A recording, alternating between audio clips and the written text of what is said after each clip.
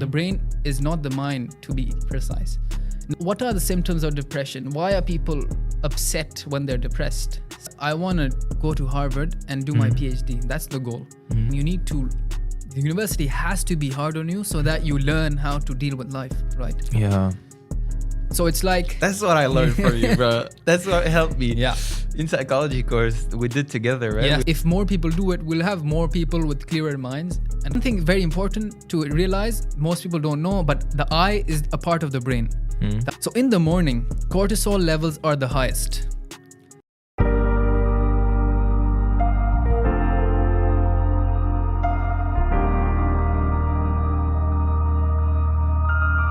Hello, everyone. Welcome to our podcast again. So in today's podcast episode, we have Bilal Qureshi, who's a neuroscience student at UTSC.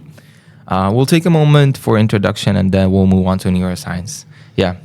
Hello, Bilal. How are you doing? Assalamu alaikum. Abdullah, thank you for having me, first of all. Secondly, I'm just a humble guy from Pakistan. I wasn't sure what I wanted to do. Hence, after my high school, I took a gap year, interned at multiple places, interned at a psychiatry clinic. After high school? Correct. Okay. Interned at a hospital in the psychology ward. And my father, he's a very renowned dentist, mashallah, in Pakistan. He really wanted me to become a dentist like him. So I was like, okay, I'll intern with you as well. And the stuff he does is amazing because literally every human on the planet will sometime in their life have a dental issue. Yeah. And when you have issues with your teeth, you can't eat, you can't speak. So he helps people like that. And that's amazing. But when I interned at the clinic, even though it was amazing stuff, I was like, I can't do this my whole life. It's very repetitive. It's the same thing every day. But it's good for him. He enjoys what he does. He enjoys serving the community. But for me, I wanted something more. I wanted to impact the community in a greater aspect. And when I started interning at psychiatry clinics, I saw and I realized that the main machinery that runs us is the brain, right? Now, I'm talking, you're understanding what I'm saying. We're in this room, we're in this huge building, we're students at UTSC, all because we have a machinery, a common machinery we call the brain. Yeah. If a specific part in my brain called the Broca's area was damaged, I could not produce words I'm saying right now. And if a specific part in your brain called the Wernicke's area was damaged, you could not understand what I'm saying. And things like that, when I learned stuff like that, I was like, this is just amazing. And many people, they have issues with the main machinery, that is the brain.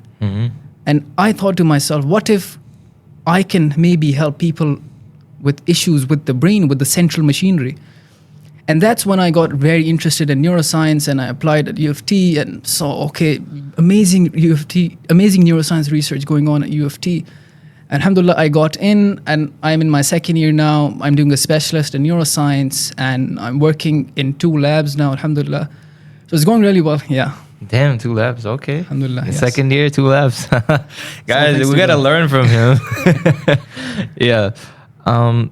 Have you heard about the guy who graduated when he's 16? Oh, yes, I did. That's amazing. Did you see that post? Yeah. Yeah, 16-year-old Daniel Menendez is the youngest to graduate from U of T Faculty of Arts and Sciences, UTSC or U of T Mississauga since at least 1979. He's the youngest. Yeah.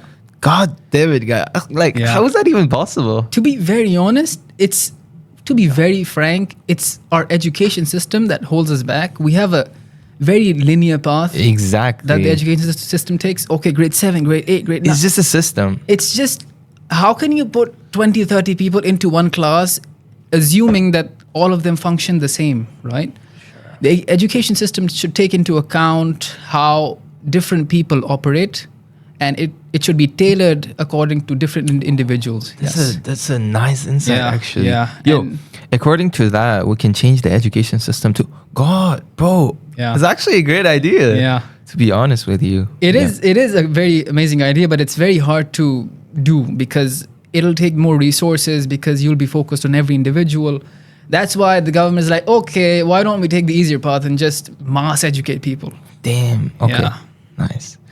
Okay, let's dive deeper into neuroscience. Now Bismillah. we only talk about neuroscience. Bismillah. Yes. Please introduce yourself. Oh, you introduce. Sorry.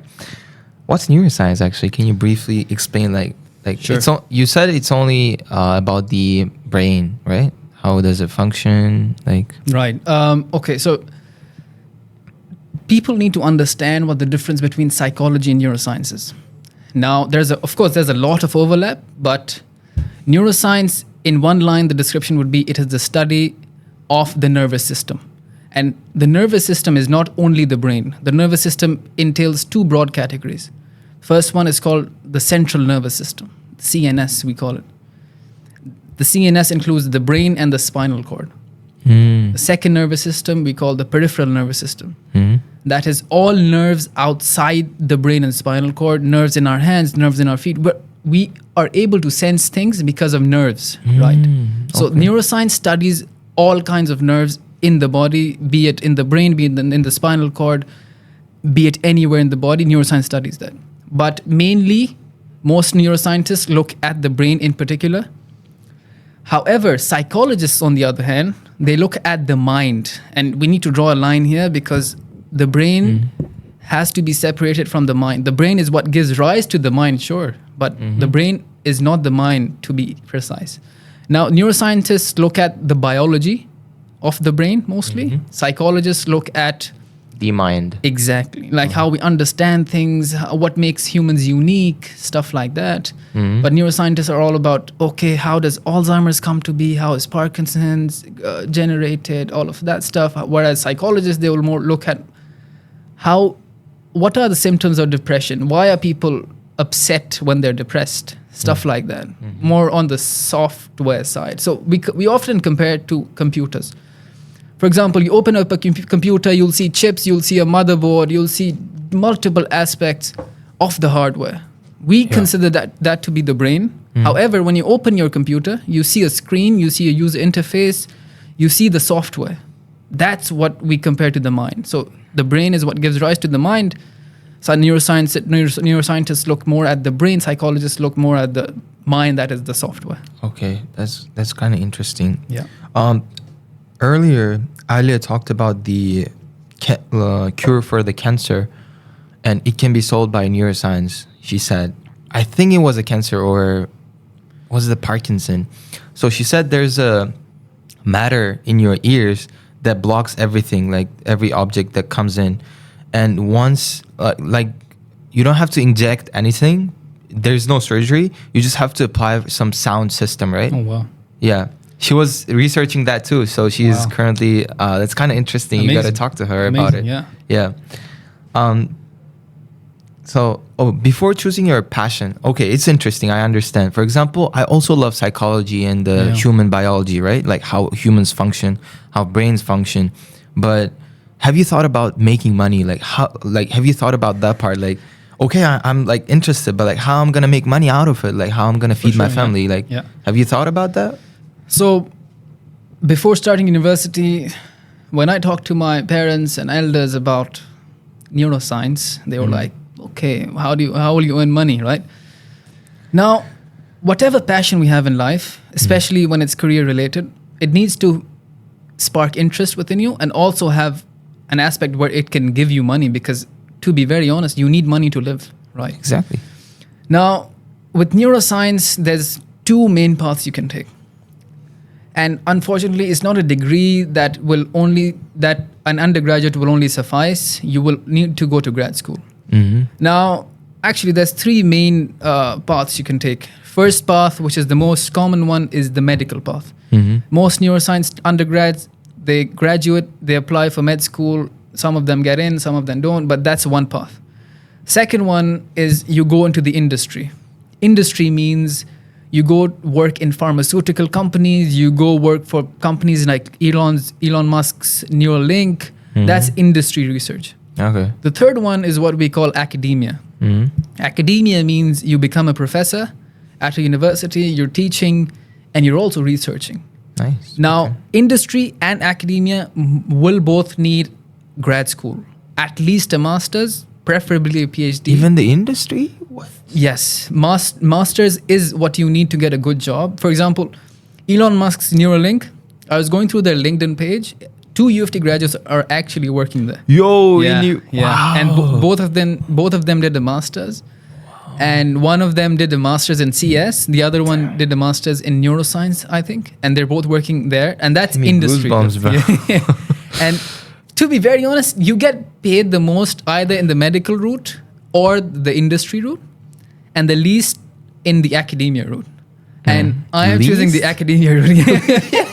How does it work? You get to pay a lot of tuition fee to get to academia, and you're getting paid less? Yeah. So the whole thing about academia is, okay, inshallah, my plan is once I graduate from here, I want to go to Harvard and do my PhD. That's the goal. Now, when you're doing a PhD in North America, you get paid a stipend. Harvard, I was looking at the Harvard page. This year they're paying around $45,000 per year. It's like, you're getting paid for study? What? It's like you're working in a lab and you're getting trained and you're getting paid to work in the lab, right? But you have to understand, 45,000 is not a lot. It's very minimal, especially if you have a family. And PhD goes on for say 5-6 years, and one starts thinking, okay, when do you start a family? And when you start a family, you're not earning that much. Oh, wait. Yeah. So PhD lasts 5-6 years? Correct. What? Correct. Yeah. I thought it's 1 year. PhD? No, PhD is it's the highest degree of any education. Exactly. Yes. Exactly. Interesting. And some people do it in 4 years. Most take 5-6 years. But thing is, even after you graduate from PhD, you don't directly get a job. Most people go into something called postdoc. Postdoc basically means you basically learn how to run your independent lab, because that's your goal, right? Even with that, you don't get paid that much. So 10-11 years, you're not earning that much. But why? Like, why did you choose this path? Like, what's the purpose of right. You want to earn money and get Lambos and stuff? Or like, what's your purpose, to be honest? So with most things in life, when we ask someone about anything, most people will answer in how they're doing it and what they're doing. Very few people actually think about why they're doing it. And the why is what drives you. And I've thought about the why aspect a lot. Now, again, going back to why I was interested in neuroscience. So the brain, for me, studying the brain is the most spectacular research of all, because without the brain, we would not be able to understand anything, be it physics, be it English, whatever. Without the brain, there's nothing. And if you can understand the brain, you can help people with that. That's the most amazing thing you can do. Now, that's why I'm interested in it. But why I want to pursue it as a career is because I want to help people. Now, I was actually, I think I told you this before, but back in January, I was going through this profile of a UFT professor, and he was the first Muslim neuroscience professor I saw online. And I was going through his profile, and this amazing guy, he was born in Palestine in a refugee camp. Refugee camp, Yes. mashallah. Yes, and then he made his way to UFT. He made his way to first Egypt, did a medical degree, became a doctor, then went to Harvard, did a master's and PhD. Harvard. Yes. And then came to UFT, is teaching neuroscience, and in 2011, he lost 3 of his daughters in an Israeli airstrike. All of his children gone. Oh my God. And instead of taking a path where he would complain, Allah gave him power, and he started this NGO, he started fundraising, he became an activist, essentially. He wrote books on Israeli-Palestine peace, and he started this huge scholarship for Middle Eastern women. What's his name? I'm forgetting his name. I'll check it out and I'll tell you later. But his story was an inspiration, because he showed me that okay, he also has a lab, he's also teaching, and he's also doing this NGO work. He's also helping people directly. Bro, now how powerful you should be to do that. Yes, like, it's all the things all together. Like, it's strength from Allah. It's like, Mashallah. It's just amazing, because now working in a lab, it helps people, but it helps them indirectly, and it helps people mostly in the future, because The most a lab can do in, say, 5-10 years is understand how a specific receptor works or how specific molecules interact. And that will help further research, right? But that will not always help people directly in the present. I want to do that simultaneously, being inspired by this professor. Mm-hmm. I think his name was Professor Abu Leish. I'm not sure, but Abu Leish, yes. Let me search it up, yeah. And his story was an inspiration because he showed me you can work in a lab, you can also teach. That's two ways of helping people. But to help the masses, you need to also go out in the public and help people. And one of my goals has always been to unite the Muslim Ummah, help the Muslims all together, because unfortunately, what we see now is a lot of division. Muslims have been divided into their own countries, politicized, whatever, and that has caused the Muslim Ummah to disintegrate. And one of my goals is to unite them in some aspect and try to help them all together. MashaAllah, bro. Inshallah. Yeah. So we talked about the job opportunities, right? Yep.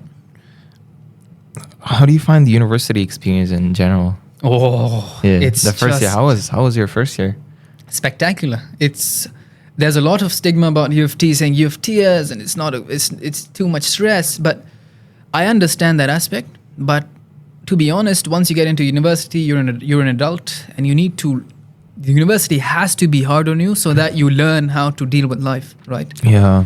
Now, fortunately, I did the Cambridge system in high school, which was pretty rigorous, and I got 3 transfer credits. 3 to credits? UFT, yeah, that's like 6 courses worth. And the Cambridge system basically trained me to be prepared for the rigor at university, and that really helped. But I was living on campus first year, and the people I met, really nice people. And one thing people don't understand is most people are nice people. Doesn't matter what the media says. Most people are nice people. You just have to be the first one to initiate. You go to people, you ask them for advice, you ask them for any help, and they will help you. You just need to ask. It's just a matter of asking. Exactly. And yeah, thank you. We're nice. Yeah. Oh, thank you for saying that. Yeah. Okay. Neuroscience and studying techniques. I want to learn more about productivity, right? Right. So you're only second year, and you got like 2 lab jobs, and you're working on research too, right? Alhamdulillah, yes. MashaAllah, man. So we want to learn more about that because we're second year too. Yeah, for sure. I kind of feel missing out, bro. Now, tell me, like, how important is knowing the basics of neuroscience to use in the daily life? Right. So coming back to the brain being the central machinery, right? Mm-hmm. If we understand more about the central machinery, that means we can improve our daily lives, right? Now, I want to start off with something that's more about productivity and psychology and then go in more into the brain stuff. But I came across this idea, say, a year ago. I was taking a walk and I was listening to this podcast of a guy called Tiago Forte. He's a huge productivity guru, and he wrote this book called The Second Brain. Now, his idea, the basis of his idea is that the brain is amazing at producing ideas, but not at storing them. Brain is amazing at producing ideas, but not storing them. Okay. So often we have amazing ideas, we think about stuff, a few days later, we don't remember, right? Now, his idea was, okay, if your brain is so good at producing ideas, why not store them outside the brain? Create a second brain. So that's why he called his book The Second Brain. Now, his book revolves around an acronym CODE, C-O-D-E. C stands for capture. Now, he says whenever you have a good idea, whenever you're talking to someone, you hear something very interesting that will maybe help your future or even your present, you write it down. You write it down on paper, you write it down on your iPad, wherever. I'm using Notion these days. And since I've started using this method, the clutter in my brain is just gone. It's just life is more peaceful now. Everything is more clearer now. And it's just because when our brain is thinking about so much, to reduce the clutter, to reduce the noise, we need to write it down. Now, the first one again was capture. Capture means you write it down. The second step was O for organize. Now, if anyone is taking notes every day, right, they often organize it based on, okay, Monday I did this, Tuesday I did this, Wednesday I thought of this, Thursday I talked to this guy. Now, Tiago Forte says that's a very unproductive way of organizing. His idea is you need to organize based on actionability. Based on actionability means you need to organize based on where that particular idea will come in handy. For example, I'm talking to you today and you tell me something that's a very good tip for, say, public speaking. Okay. So I write it down in my Notion, and at night I organize it under a heading called public speaking tips. Now, say 5 years from now, I'm going for a talk. I have to address 100 people. I don't know where to start. I don't know what to think. But I open my Notion, I open my second brain, and I have a heading which says notes on public speaking. And I remember, Abdullah, 5 years ago, he told me this tip. Okay. And just stuff like that. You organize based on actionability. Now, I have a specific heading for tips on neuroscience, for example. I have a specific heading for, say, progressing life. I have a specific heading for maintaining life. Now, I want to have that. Yeah. Give me that. Yeah, for sure. It's like our life is based on 3 broad aspects. Regressing life, that means taking few steps behind, maintaining life, and progressing life. I don't believe in maintaining life, in maintaining part, because I believe that you either go this way or like backwards. You go forward or backwards, because you can't stay in one place. That is it's either you progress, you back off. Yeah. But by maintaining, what I meant was some things we do just to maintain ourselves. For example, we eat just to maintain ourselves, right? Okay. So that goes into, for example, someone tells me, okay, this type of food is good. I put it into maintaining life, right? Okay. Whatever I eat, I'm going to stay alive. But progressing life, what goes into that is ideas that push me forward. Now, these 3 categories are based on ideas, right? Okay. And so O was for organized based on actionability. D was distill. Distill just means you filter out important information, because if we write so much, there'll be a lot of clutter, there'll be a lot of extra information, and you just filter it out. You keep the most important stuff, and you keep it short and simple. Exactly. Perfect. And the last letter E is for expression. Expression just means you talk about it, just as I am now. Because this is a very important thing to learn about the brain. Whenever we repeat information, it consolidates better. So it's like... That's what I learned from you, bro. That's what helped me. Yeah. In psychology course, we did together, right? Yes, we learned. sir. Bro, Yes, I yes. swear to God, bro, I was so refreshed, man. Yeah. I don't know why. Bro, it's basic thing and people don't pay attention to it, especially me, because I was struggling to study, bro. Yep. Honestly. Yep. Like the concept that I learned, like I used to forget it after a day. You know? Yeah. And right after your recommendation, I started doing flashcards yes. and learning. And I remembered the book that I read. My mentor gave me the book. It's called The Brain Hack or something. So it was about the memorizing, right? Yeah. In order for the memories to stay, you have to keep repeating it. Oh yes. Yeah.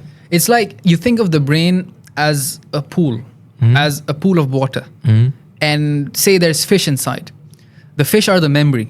Yeah. And the pool is the brain. Yeah. Now, in order to be really good at fishing, you need to practice. You need to put the string in. You need to bring it back out. The more you do it, the better your memory is. Yeah. So the more you repeat stuff, the better it consolidates. The next letter? So it was 4 letters, CODE, C for capture, O for organize, D for distill, E for expression. Now, everyone should do this, because when I started doing this, I can mark that day of change. I remember that day because it's so important that my mind has been much clearer since then. I'm not sure exactly why. That's more for the psychologists to find out. But it's very interesting. Yeah. Okay. Yeah. What happened? What is express? Like to just tell? Expression is just as I am now, just to share information so that more people do it. And if more people do it, we'll have more people with clearer minds, and clearer minds means progressing. Yeah. Right? Okay. Perfect. Yep. And Okay. Mm-hmm. the second, now I want to go more into the neuroscience side. Mm. There's something called the circadian rhythm. Yeah. The circadian rhythm. It helps us to sleep. Is that correct? Exactly, yeah. Yeah, bro. I'm a neuroscientist. The circadian rhythm is the body's biological clock. Mm-hmm. Even if there's no clock here, and if we just depend on the sun going up and down, our bodies will know when to wake up and when to sleep. Mm. That's because whenever we wake up and the first thing we see is sunlight, we see light coming through the window, it's recommended to actually go outside and just walk around for a bit, just because so that your eyes can take in sunlight. Mm-hmm. And one thing very important to realize, most people don't know, but the eye is a part of the brain. Mm. The eye is considered a part of the brain because it's an outgrowth of the brain. If you see a CT scan, you'll see the brain and then a nerve going and then the eye here. So the eye is studied as a part of the brain. That's why any stimulus we take via the eye, it affects the brain in a very huge manner. Whoa. Yes. Okay, Yes. that was a big claim, actually. Yeah. So whatever you watch, it affects your brain. 100%. 100%. Damn. It affects it in a very huge manner. And going back to the circadian rhythm, whenever we wake up and our eyes take in sunlight, the biological clock is set. And now, as soon as we wake up, there's a chemical in our body called cortisol. Cortisol. Many people have heard of cortisol because it's what we call the stress hormone. Stress hormone is the highest in the morning. Wait, cortisol and cholesterol. Yes, what's the different difference? things. Oh, Cholesterol is more to do with food. Cortisol is the body's own hormone to regulate stress. Whenever we're more stressed, cortisol levels go up. So in the morning, cortisol levels are the highest. And in the morning, there is a specific neurochemical called adenosine as well as melatonin. Those two neurochemicals, they help us sleep, right? If we get a good night's sleep, cortisol levels are the highest in the morning, adenosine and melatonin levels are the lowest in the morning. However, as it gets darker during the day, as we have afternoon and then evening and then night, cortisol levels start to go down, adenosine, melatonin levels start to go up. And when it gets very dark, melatonin and adenosine levels are the highest. one more question. Sorry for disrupting. So I heard that at 3 p.m., the cortisol level starts, going down. Yeah. And then is the perfect timing for the workout. Is that correct? I'm not 100% sure, but that seems like an interesting thing. But So, yeah. I am sure about cortisol levels going down as the day progresses, for sure. Yes. Yeah. The guy was saying like at 3 p.m. is the perfect timing for the gym, because like the cortisol level goes down and for your it goes to your blood, right? Yeah. It drops, the cortisol drops to your blood, and then it's the best time to get it out by working out. Interesting. I will look into that. Yeah. But my idea being, at night, adenosine and melatonin levels go to the highest, cortisol levels go to the lowest. And to get a good night's sleep, you make the room as dark as you can. Adenosine and melatonin levels are affected by light. If you turn on the light at night, you will not get the best sleep. But how about people who can sleep like with the lights on? That's the thing. Our brains get the amazing thing about the brain is neuroplasticity. Neuroplasticity means the brain can rewire. And what I'm talking about is a general principle. But of course, there are different individuals, and for different individuals, different things work. But for the general public, you need a very dark room. You need a coldish environment, say 18, 19 degrees Celsius. Research has shown the best sleep is in a very dark room and in a coldish environment, which is 18 to 19 degrees Celsius, because that's when adenosine and melatonin act the best, right? However, if we do not get a good night's sleep, when we wake up in the morning, adenosine levels will not be very low. They'll still be a bit high. That's why neuroscientists recommend, after you wake up, do not drink coffee within 60 minutes of waking up. Because if you drink coffee within 60 minutes of waking up, what coffee does, the brain has receptors. Mm-hmm. Receptor is like a cup where the neurochemical goes and attaches, and hence the neuron gets the signal, right? Now, imagine this is an adenosine receptor. Yeah. This is where usually adenosine comes and binds, and the brain is then sleepy.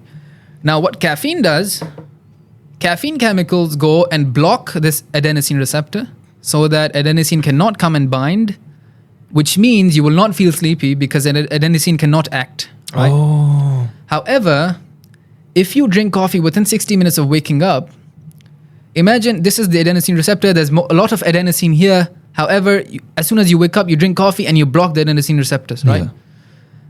With around 3-4 hours of time, depending on how much coffee you have, caffeine starts to wear off. Damn. Caffeine will remove from the adenosine receptor, and so much adenosine will come and bind crazy on the receptor. Oh. That's when you get something we call a caffeine crash. Oh. It's like you have caffeine early in the morning, and at 12 p.m. you're so drowsy, you have a headache, you don't know what to do, you can't focus.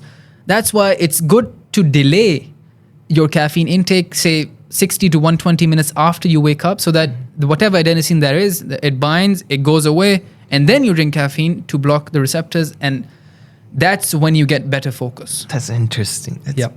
very interesting. Okay, so we're running out of time actually. Oh, yeah? We gotta be quick. Okay, so we'll go through quickly, and the next question is, why do people need internships? Right. Internships are the best way to get hands-on experience. And you can't be sure of what field you want to work in until and unless you talk to people, you work, and you get hands-on experience.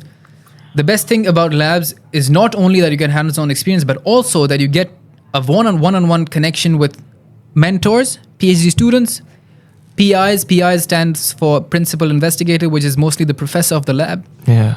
You get to talk to master students, ask them about their journey, ask them about why they're doing what they're doing, ask them if they're enjoying what they're doing, because you're basically trying to be what they are, right? Yeah. So it's always, the hack of life is to ask people on the same track who are like 5-10 years ahead, ask them what it's like up there to see if you want to go up there.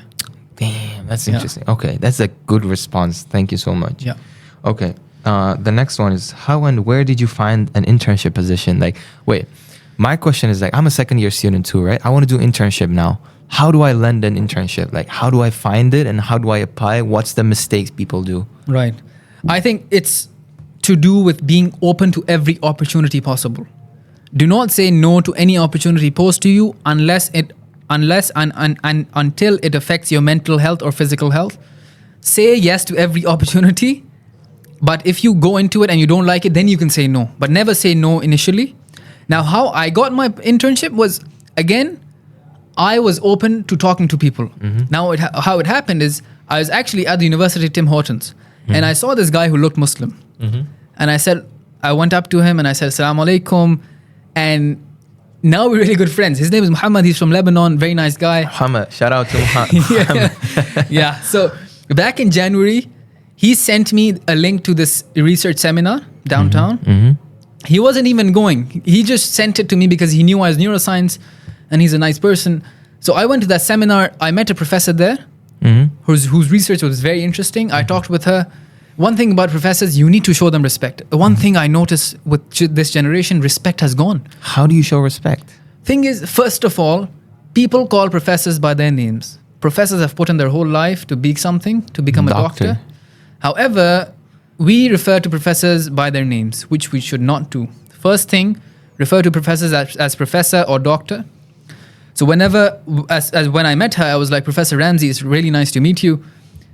Second of all, you should be very formal with them. You should not treat them like your friend, because they're not really your friend. They're 40, 50 years ahead of you. They're a senior. Academic people. They're academic people, exactly. And you need to show them respect in every aspect. For example, I was having lunch with her, right? Yeah. Now, there was also other friends with us. Now, I wanted to go and get something more from the lunch stand. Instead of just going, I asked her, would you please excuse me? I want to go get something for lunch. That's basic etiquette of showing respect. Yeah. Just things like that. it's not about what they think of you consciously, it's about how they perceive you subconsciously. You treat professors with respect, they will show you respect, they will be open to more opportunity. Anyways, next day I sent her an email saying, it was really nice to meet you. Another thing undergrads need to know, you don't ask for professors for opportunities the same day you meet them. Leave a good impression, ask very good questions, stay in their mind, and then 2-3 days later, send them an email. How did you get her email? It's the best thing about U of T and most universities is like, you search the professor's name. Oh, yeah. They have their profile, Okay, their research, everything. Sent an email. Yeah, I sent her an email. She replied within a week saying, it was really nice meeting you. Let's do an interview. And What? then- yeah. That's it? Yeah. You're That's like, it. yo, what's up? Like, let me Yeah. pull up to the lab. Exactly, yeah. He's like, yeah, of course. Exactly, like, yeah. come to the interview. Was that? We did an interview and she was like, why don't you send me your paperwork? Send me your transcript, send me your resume. I sent all of that. She was No, happy. what did you include in your email? Right. I was like, first of all, it was really nice to meet you. I was going through your research online. I'm very interested. This is my resume. This is my transcript. I really want to work with you. And she replied saying, it was really nice meeting you as well. Let's do an interview. And then it was a whole lot of back and forth. This was back in February and I just started in May. And I'm doing a research course. This is something else undergrads need to know. Course? Yes, undergrads need to know if you want to get into research, the best way is to get in doing a research course. A research course is something that the university has made for us to get our foot into the door of research, because professors get paid whenever they take in a research student. Hence, they're happy to take in research students. So there's this research course called PCL297. It's a research course in pharmacology and toxicology downtown. So I'm doing that with her throughout the summer. And the second position I got was... Now, another amazing thing was that... And most of this is also from Allah. It's also good luck. Now, what happened was back in, say, December... UTSC posted this picture of a guy who was going to Oxford. His name is Sapulnak. And I was seeing his picture and suddenly I see him in the dining hall. Okay. And I go up to him, I say hi. Now, another thing, I was open to opportunity. I was open to talking to new people. And he's the person who first guided me. He's the person who told me you need to look for labs as soon as you can. So big shout out to him. Very, very nice and helpful guy. I needed that person. Yeah. Now you're that person. I can try my best, Yeah. So he's the one who said, start emailing professors as soon as you can, saying, I am interested in your research. I want to work with you long term. I want to do a PhD in neuroscience. That's why I really want to work with you in the long term. I want to be under your mentorship. However, I want to start with a research course. Now, professors are more open to you if you tell them. Is it limited course, the research? It's not limited. You just need to find a supervisor. You just need to find a professor who will supervise you, and then you tell the department, okay, I found a supervisor, and they enroll you into the course. Okay. Now, I emailed multiple professors, say 10, 15 professors I emailed in December, January, February, saying, I'm interested in your research, all of that. And most did not reply. Initially, I thought, okay, no reply means bad, right? However, going on, in, say, April, work study positions open. And I applied for this position under a professor called Professor Ito. And a few weeks later, she replied on email saying, oh, Bilal, you sent me an email back in February, which I read, but I could not reply. I read that email. I'm glad you're interested in our research. I also saw your work study application. Why don't you come for an interview? Now, most people think, okay, we didn't get a reply for an email, which means the professor didn't read it. It's not always the case. The professors are very busy. They have grant proposals, they have research, many projects going on. Not getting a reply is not always bad. Now, in my case, she saw me as a good candidate because I had shown interest before, and I also showed interest with the work study application. And you put two and two together. She called me in for an interview. I spoke to her. I spoke to her graduate students. Alhamdulillah, she offered me the position. I'm also working there. Okay. Yeah. MashaAllah, man. Yeah. Yeah. Now I want to do internship. Okay. For sure. Before getting, you said 10, right? We'll skip this question. What mistakes should students avoid while applying for an internship or lab position? Right. One thing many people do, which I'm also guilty of, applying to positions that you're not really interested in just for the sake of getting the position or the internship. People are like, what if you apply everywhere? More chances of getting in. It's not productive. It's actually counterproductive. Your chances go down actually, because if you don't show passion in your cover letter, they don't want to take you in, right? Why not filter out the positions you're really interested in? Think about what their research is, read their publications, read what work they're doing, and focus on quality over quantity, and then apply. That's a much higher chance of getting in instead of just applying everywhere. And also talking to as many people as you can, especially in similar fields. That really helps. Really helps. Okay. Yeah. Nice. We are moving on to fun facts about the neuroscience. Yeah. Okay, what's the one habit should most people do and is really important? One habit. That's a good one. I think what works for me, thing is, the beautiful thing about the brain is our brains, even though they're mostly the same, but there's also individual differences. If you look at my brain scan and your brain scan, on the bigger scale, it'll look the same, but there will be differences in structure and how the parts of the brain are developed. Oh. Now, that's why different things work for different people. What works the best for me is to keep structure in my life. Structure, notion. Exactly, yes. Like when I structure my life, I'm so much more focused than when I do not structure. When I do not structure, it's like I can't really focus on anything. When I'm studying, because you don't know how to start, where to start. Yeah. So every day in the morning, I write down the things I'm going to do the whole day. And throughout the whole day, that not only keeps me focused on what I need to do, but it also motivates me. Bilal, you need to do this. You need to do this by the end of the day. And most days I do it. Also, one other thing. You need to treat your brain often as an individual you're taking care of, right? When you do something good, you need to reward yourself. 100%. Nice advice. Yes. I didn't know that. If you go for a run, if you go to the gym, you need to reward your brain. It did work for you, right? Brain reward system, which is also related to what do you call dopamine. Correct. And the social media addiction too. Exactly. Yes. Brain reward system. Exactly. So some people mess up their brain reward system. That's what I saw in the movie called Social Dilemma. Right. Did you watch that movie? I have not watched the movie. You gotta watch that. Yeah. It's all about neuroscience and how people get addicted to social media. It's very informative. It's a documentary about social media.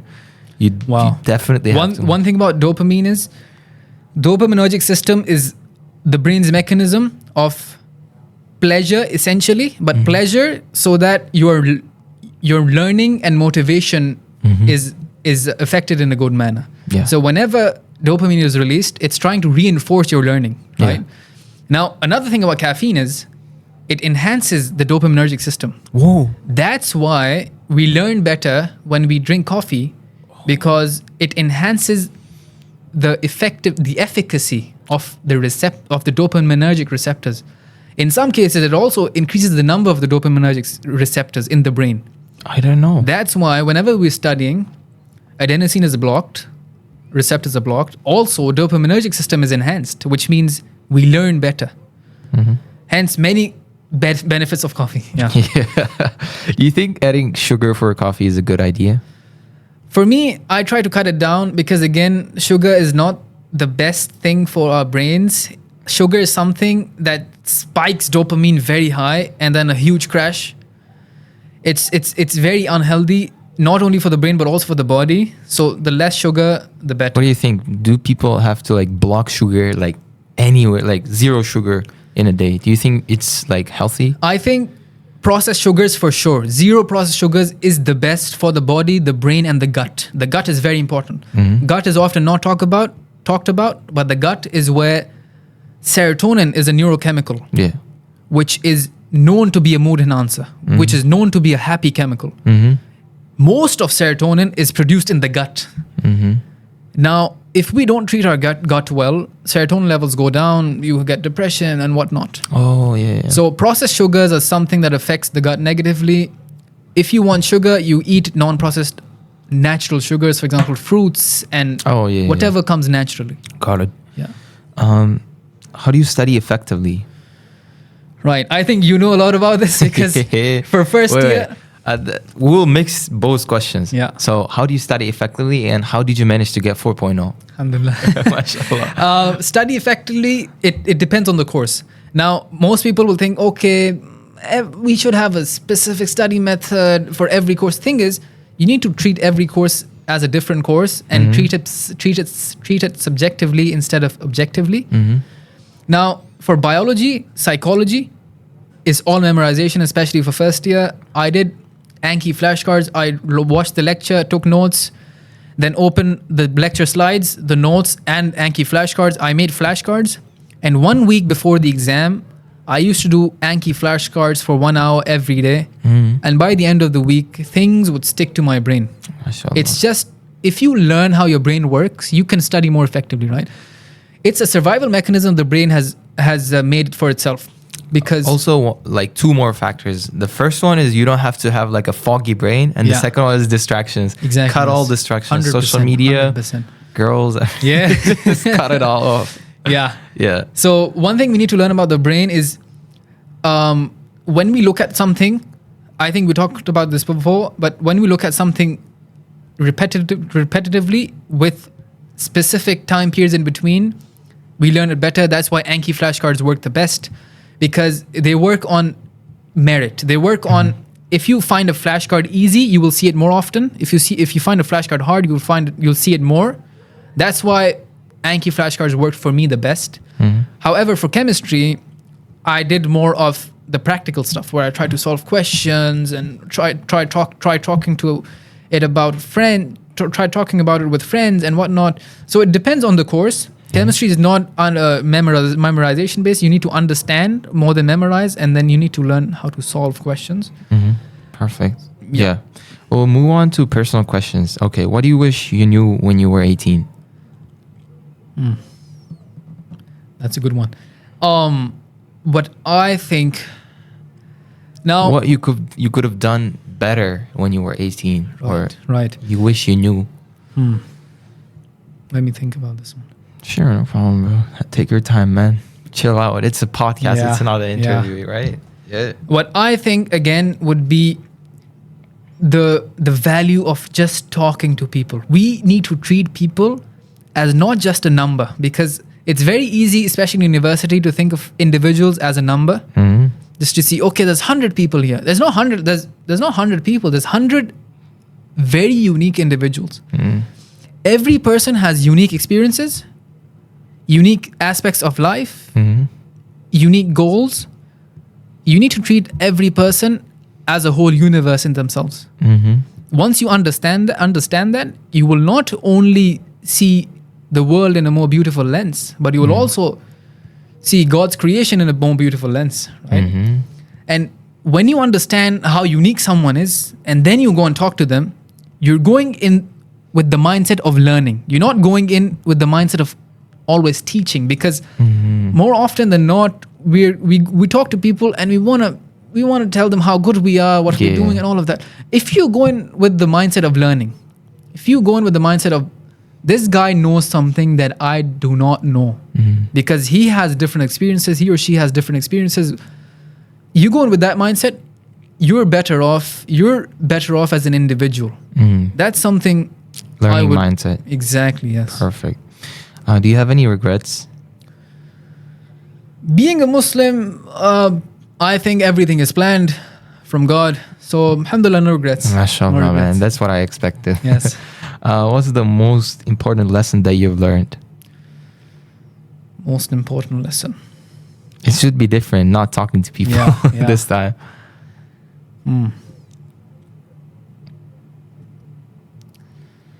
Most important lesson I've learned in university or my whole life? Like the whole life.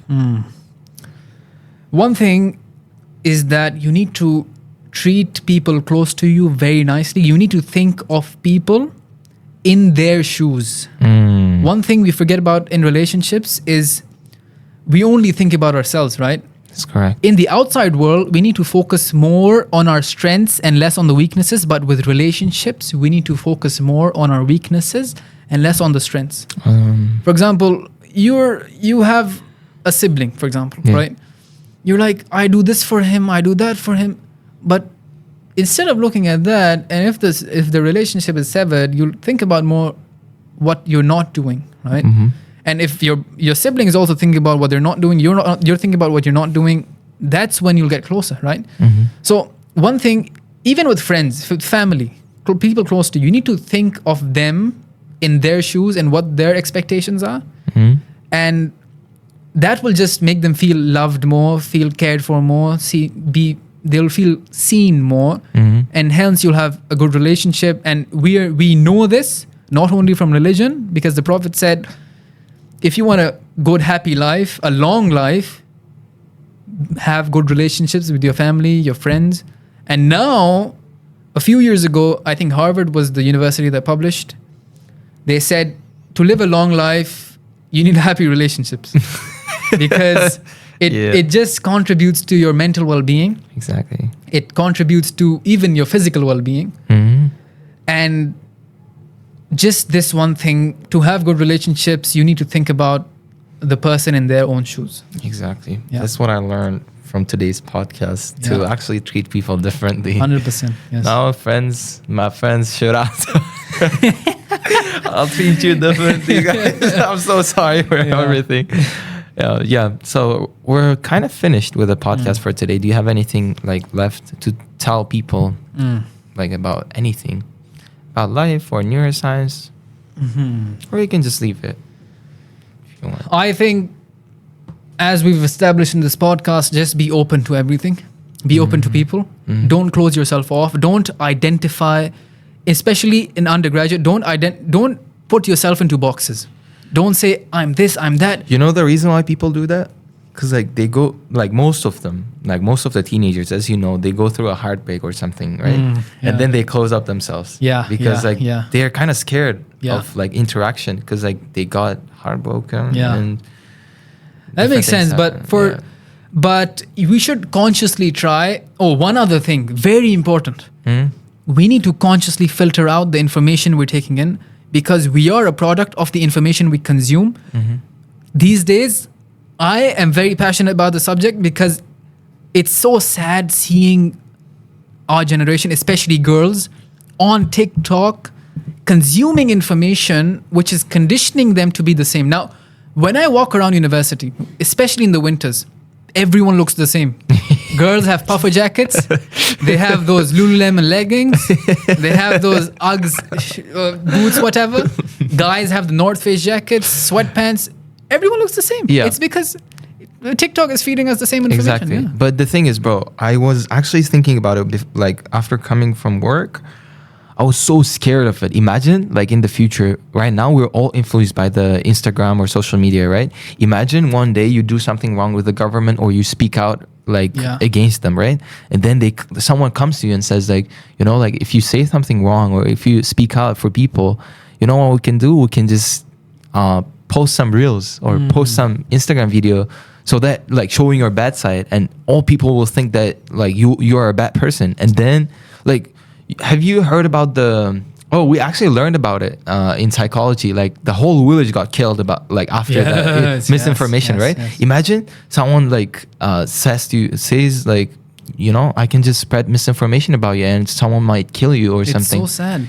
Bro, it's so scary for me, because like, I don't know, like, and after even people, your own people, after seeing that video or information, like you can't change their minds. That's it. It's instilled. I was going through this demographic yesterday. Now, we often think that our devices are what cause our downfall. It's not the case. Phones, laptops, computers were not bad until social media was introduced. Now, the demographic shows that social media was introduced around 2010, right? This was a study done for North America. From 2012 onwards, anxiety in girls especially shot up. Depression shot up. Suicidal rates shot up. That was after the introduction of selfie cameras and social media. Before that, our devices were just used as a tool for communication. You definitely have to watch Social Dilemma. They mentioned like specific graph. They showed the specific graph after 2006. The suicide rate shot up in the, what do you call it, in North America, especially in Canada, because people feel insecure about sharing their like photos and stuff. They started killing themselves. Yeah. So we just need to be very conscious about how we use social media. Use it in the best way possible. Filter out information. Exactly. Follow the good pages, and don't use it obsessively, because we often do that makes us distracted from studies and important things in life. We need to be very conscious about what information we consume, number one. Number two, the people we surround ourselves with. It's very important. Psychology says you're the average of the 4 or 5 people you hang around the most with. Yeah. So it's very important to consciously filter out the people you hang out with. Yeah. Because family you cannot choose. Friends you can choose. That's true. Company you can choose. Exactly. So we need to be very conscious about information and the people we surround ourselves with. That's what I will end with. Yeah, thank you so much for watching us, everyone. Thank you for having me, bro. Yeah, thank you so much for the insights, man. Of course. Appreciate it, bro. Thank you. I think we're finished for now. Thank you, brother.